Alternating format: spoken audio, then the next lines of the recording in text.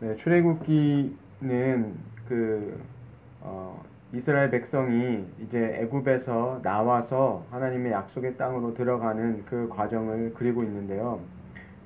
1장 8절에 요셉을 알지 못하는 새 왕이 일어났다라는 것은 어떤 우리가 하면 이시조선이 계속 되다가 또 다른 왕이 나온 것이 아니라 새로운 왕조가 들어선 거예요. 그러니까 그 전에는 힉소스 왕조라고 해서 그 이스라엘과 가까운 셈족의 그 왕조가 있었는데, 이번에는 이 왕조가 그 애굽 사람들의 그 왕족으로 바뀐 겁니다. 그러니까 새로운 왕조가 들어선 거죠. 그러니까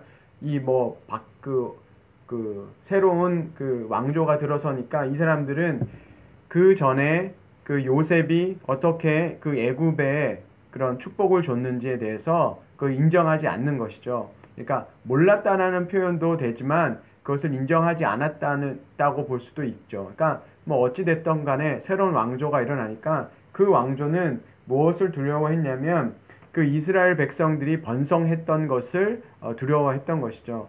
하나님께서 그 이스라엘 그 야곱의 그 아들들을 그 들어오게 할 때 성경은 70명이라고 그렇거든요. 애굽에 들어온 사람이. 근데 이 사람들이 그 시간이 지나서 400년이 넘어서 이 사람들이 엄청나게 이 숫자가 불어났었죠. 그러니까 대략 잡아서 남자들만 이제 출애굽할 때 장정이 60만이라 그랬고, 그러면 여자와 아이들을 포함하면 한 200만에서 한 300만 정도의 사람들이 그 사이에 그 400년 동안 430년 동안 그렇게 많이 늘어난 것이죠. 그러니까 새로운 왕조가 들어서니까 보니까 이스라엘 백성들이 너무 많이 번성했다는 것을 알 수 있어요. 이스라엘 백성들이 머물던 그 지역이 고센이라는 지방이었는데, 우리가 창세기를 공부했으니까 그 창세기의 고센 땅이 그 목축을 하기에 좋은 땅이라고 얘기를 했어요. 그러니까 그 목초지도 많고, 그래서 요셉이 그 가족을 데려왔을 때 그 바로에게 어느 땅을 달라고 하는지 정확하게 그 계획을 세워서 말씀드렸죠. 고센 땅이라고 했어요. 근데 그 고센 땅엔 특별히 그 목축을 그 애굽 사람들은 목축하는 사람들에 대해서 그것을 좀 지저분하게 생각했다는 거죠. 그래서 이 목축하는 사람들은 애굽 사람들이 보기에는 이렇게 좀 하등하고 좀 지저분하게 생각했던 것이죠. 그리고 하나님께서 그 애굽 땅에 오게 하셨을 때는, 그러니까 그 이스라엘 사람들이 애굽 사람들하고 결혼할 이렇게 섞여서 피가 섞이는 일이 그렇게 드물었죠. 왜냐하면 이게 자기들이 생각하기에는 하등하게 생각했으니까, 목축하니까. 그러니까 하나님께서는 오히려 이스라엘 백성들이 그 다른 민족과 섞이지 않게 하시면서 그 땅에서 오히려 번성하게끔 하신 거죠. 하나님의 그 계획하신 것을 우리가 알 수 있어요. 그래서 그렇게 번성했는데 이제 새로운 왕조가 들어선 거죠. 그러니까 하나님이 역사를 움직여 가시는 주인이시거든요. 그러니까 새로운 왕조가 들어섰다는 것, 그것도 하나님의 계획 속에 있다는 것을 우리가 생각해 볼 수 있어요. 그래서 이 이스라엘 백성들이 애굽 땅에 들어오게 될 것을, 사실은 그게 요셉이 팔리면서 그것이 시작된 게 아니라, 하나님께서 우리가 창세기 그 12장에 보면 하나님께서 이미 그 아브람을 통해서 말씀하셨던 것이죠. 그래서 이스라엘 민족이 그 가나안 땅에 애굽 땅에 들어가서 430년을 살게 되고 거기서 노예로 있다가 나올 것에 대해서 이미 하나님께서는 말씀해 주셨던 것이죠. 그러니까 그 약속대로, 하나님의 그 계획대로 사실은 이루어진 겁니다. 그래서 그 때가 돼서 새로운 왕조가 일어났던 것이죠. 그러니까 하나님의 계획을 따라서 생각을 해보면 새 왕조가 드러난 것, 그리고 이스라엘 백성들이 이제 그 땅에서 정말 그 이방 민족이었지만 뭐 어떤 학대를 받거나 그렇게 살지 않았잖아요. 그런데 졸지에 새로운 왕조가 일어나면서 뭐가 되냐면 노예가 된 것이죠. 신분이 완전히 바뀌어서 이제 노예가 된 것을 이제 볼 수 있어요. 그래서 이 새로운 왕조가 이스라엘 사람들이 많아지는 것을 두려워해서 어떤 걸 시키냐면 이제 노역을 시키는 거죠. 예, 어떤 그 나라의 창고를 만드는 일을 건축하게 하는 거죠. 근데 12절에 보면 학대를 받을수록 더욱더 번성해 나간다. 예, 그 학대를 받았지만 오히려 이스라엘 사람들은 더더욱더 번성해 가는 것을 볼 수 있어요. 그래서 노동도 더 심하게 되고, 그러나 그 하나님께서 그들과 함께 하셨기 때문에 그 번성해 가는 모습을 볼 수 있거든요. 그래서 왕이 산파들을 불러서 어떻게 합니까? 예, 그 아이들을 낳으면 아들이거든 그를 죽이고 딸이면 살려라. 그러니까 산파를 불러가지고 그 출산을 할 때 아들이면 그 출산하는 과정에서 죽이라는 거죠. 왕이 친히 그 산파를 불러서 얘기할 정도로 심각하게 받아들였다는 것이죠. 근데 이 산파들이 대단한 사람이 아니잖아요. 근데 산파의 이름을 성경에서 기록을 했어요. 십부라라는 사람과 부하라는 사람. 아예 이름을 성경에 집어넣었어요. 이거는 성경에서 특히 여자의 이름을 잘 기록 안 하잖아요. 그런데 성경에서 이 사람들을 기록했다는 것은 정말 이 사람들을 하나님께서 기억하셨다라는 것, 생명의 책에 기록하였다는 것은 이 사람들의 그 믿음을 사실은 성경이 기억하기를 원했던 것이죠. 그래서 이 사람들이 그 아이들을 오히려 왕의 말을 듣지 않고 하나님을 두려워해서 그 아이들을 살려주는 거죠. 예. 거짓말을 사실은 했죠. 히브리 여자들이 힘이 좋아서 가기 전에 다 낳았다. 어떻게 그 아이를 죽이냐. 그렇게 사실은 거짓말을 하는 거죠. 그러니까 윤리학에서 보면 어떤 선을 위해서 거짓말하는 거는 용납이 됩니다. 하나님의 어떤 선을 이루기 위해서 거짓말하는 것은 용납이 돼요. 거짓말하지 말라, 거짓증인을 하지 말라 그래서 율법에 나왔다고 그래서 십계명에 누가 여기서 숨겨주고 그 사람들이 이게 있냐, 그거 사실 말하는 그런 사람들은 그 바보 같은 거예요. 하나님의 선에서는 그 선을 위해서 하는 이런 말들은 그건 거짓이 아닙니다. 그것은 악이라고 성경은 얘기하지 않죠. 바로 이 사람들이 하나님을 두려워했기 때문에 이런 일을 했죠. 그러니까 바로가 어떻게 합니까? 그 당시에 가장 강력한 왕이잖아요. 무슨 명령이 하달돼서 온 것도 아니고 왕이 친히 불러서 명령을 했는데 그 명령도 거부했잖아요. 그러니까 살아있는 권력 앞에 이 여자들이 보이지 하나님을 오히려 더 순종했다는 걸 알 수 있죠. 이 믿음의 여인이시죠. 눈 하나 깐딱하지 않은 거예요. 그 하나님을 두려워했기 때문에 그렇게 할 수 있는 것이죠. 보이지 않는 하나님을 두려워하지 않았으면 어느 누가 그 바로의 그 말을 거절할 수 있겠어요. 바로 이 생명을 하나님의 그 말씀을 경외하고 하나님을 경외하는 사람, 그리고 그 생명을 귀하게 여겼다라는 것을 이제 알 수 있죠. 그래서 어떤 민주화 운동을 할 때 그때 학생들을 때리고 고문하고 그러면서 그 사람들이 어떤 그때 그 계엄 속에서 그 재판을 받고 그런 사운데서도 그런 얘기를 하더라고요. 그 군인들이 그때는 이제 그 판결을 하잖아요. 그러니까 그거는 재판도 아니죠. 자기들 원하는 대로 재판하고 그럴 때, 그리고 헌병들이 지키고 있고. 그런데 어떤 사람이 그러더라고요. 이제 그 재판을 받으려고 하는데 그 재판장 안으로 나비가 한 마리가 이제 들러왔다 그러죠. 나비가 들어왔는데 이제 못 나가니까 이렇게 창문에 계속 이렇게 부딪히고 못 나가고 있잖아요. 어디서 나비가 들어왔는데. 그러니까 그런 공포스러운 분위기에 어떤 한 사람이 그 수의를 입고 터벅터벅 걸어가서, 그러니까 총을 가지고 있는 헌병들이 지키는데도 조용히 가가지고 그 나비를 잡아서 나비를 이렇게 밖으로 나가게 이렇게 도와줬다는 거죠. 그러니까 그 사람 속에 뭐가 있다는 거예요. 그러니까 생명에 대해서, 무고한 어떤 피를 흘리는 것에 대해서 그 생명을 귀히 여기는 사람, 그러니까 그 작은 것 속에서 뭐가 있는 거예요.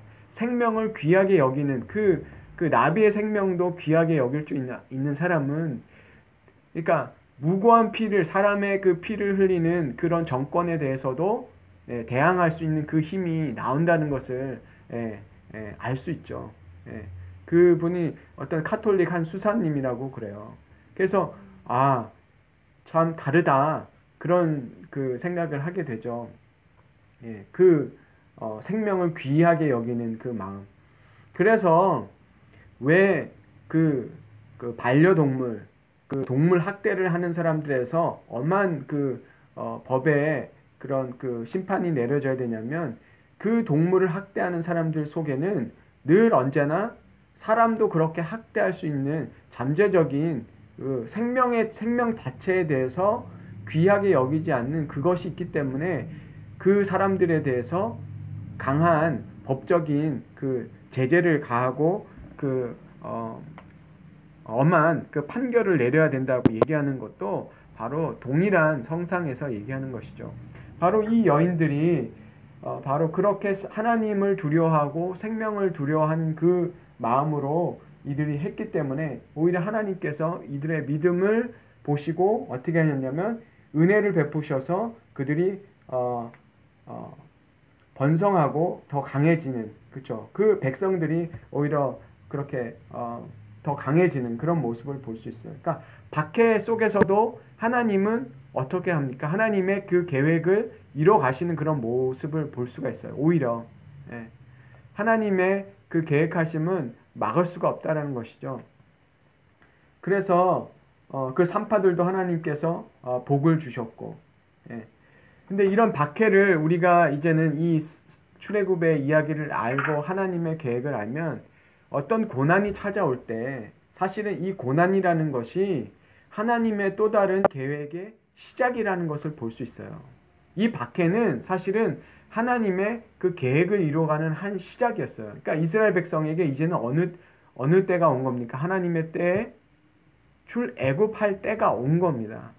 이제 그 땅에 머물러야 되는 게 아니라 얘들아 이제 짐 챙겨서 나가야 될 때다 라고 하나님께서 그 때를 사실은 이제는 말씀하시는 거죠. 그러니까 편하게 있어서 이곳이 너네들이 고향이 아니라 떠나야 되는 거야 라고 하는 것이죠. 약속의 땅으로, 내가 준비한 땅으로 너희가 가야 돼. 그것을 주님께서는 이제 말씀하신 거죠. 애굽 땅이 얼마나 좋다 그랬어요. 농사도 잘 되고 목초지로서 아주 훌륭한 땅이지만 하나님께서는 이제 여기가 너네들 원래 약속의 땅이 아니라 내가 약속한 곳은 다른 곳에 있어. 그래서 그 하나님께서 이 고난을 허락하셨다라는 것을 알 수 있어요. 하나님이 어떤 새로운 시작을 하시는 것을 보면, 성경에서 보면 잘 되는 일을 통해서가 아니라 사실은 우리를 고난을 주시거나 어떤 어려움을 만나게 하셔서 그 일이 우리에게 새로운 어떤 시작을 하게 해주시는 그런 도화선, 시작이 되는 것을 사실은 볼 수 있어요. 그렇다고 모든 어떤 힘든 일을 만나면 이제는 그걸 때려치고 딴 걸 해야 된다는 그것이 아니라 오히려 우리가 잘 되고 있을 때, 그쵸?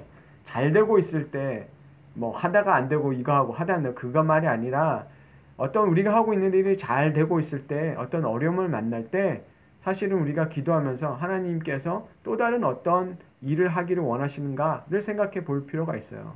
그러니까 사도행전에서도 보면 이스라엘 그 성령이 임하시고 그 교회 사람들이 얼마나 많이 신자들이 늘어났습니까? 그때 어떤 일이 일어났냐면 박해가 시작됐죠. 스테반이 돌에 맞아서 순교하고 그러면서 박해가 시작하면서 그때부터 어떤 일이 시작합니까?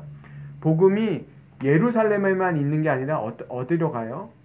자꾸 다른 지역으로 이게 퍼져나가잖아요. 근데 그 말씀을 어디서 시작하셨냐면 예수님께서 너희가 성령을 받아서 그러니까 예루살렘과 유대와 사마리아와 땅끝까지 나의 증인이 되리라는 말씀이 그게 성령이 임하셨고 그 유대 땅 예루살렘에 복음이 전해지고 그 유대 땅에도 퍼져나가니까 그 다음에 어디로 가야 돼요? 사마리아, 가기 싫은 땅에도 가야 되고 땅끝까지 가야 되는 그 일이 이제 이루어지는 게 하나님께서 뭐 자연스럽게 이렇게 보내신 게 아니라 그런 박해를 통해서 박해가 일어나니까 사람들이 퍼지기 시작한 거죠. 그러면서 이방인들을 향한 선교가 시작된 것이거든요. 그래서 우리도 이 출애굽기의 그 전체 또 하나님의 그 역사를 이렇게 보면 이 박해가 이 고난이 하나님의 또 다른 시작이었다라는 것을 우리가 알 수 있어요. 그리고 이 강도가 점점 세어지잖아요. 처음엔 산파한테 그걸 하라 그랬고 그 다음에 그도 안 되니까 저기 사람들한테 야 산에 아이 낳는 거 보면 그러니까 국민들한테도 포고를 한 거죠. 그러니까 그 너희들이 그 찾으면 바로 그 애를 죽여버리라고 얘기를 한 거죠. 모든 사람들에게.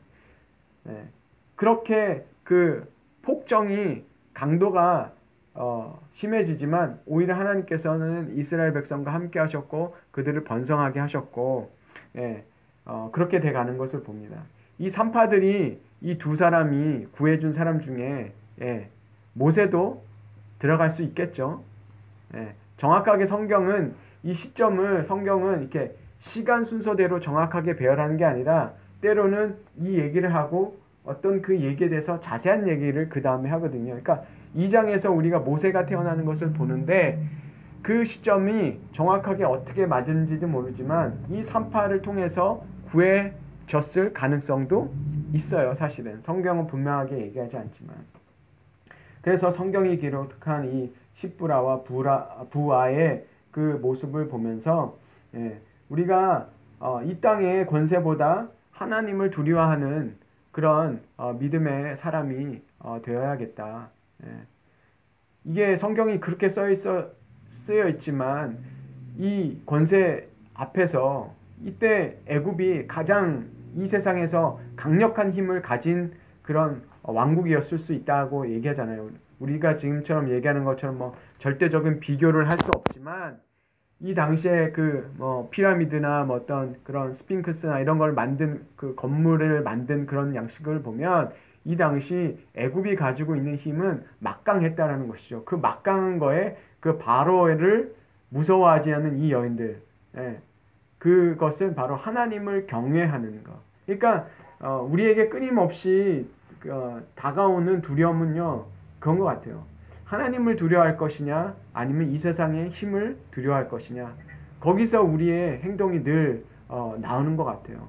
보이지 않는 하나님을 두려워할 줄 아는 사람은 오히려 이 세상에 맞설 수 있고 그 힘이 바로 거기에서 나온다는 것을 우리가 생각해 봅니다. 우리 삶에 어떤 어려움이 찾아올 때 뭔가 우리가 그 순간에 오히려 하나님의 그 뜻이 있지 않는가 좀 기도해 보는 그런 시간이 되었으면 좋겠고요.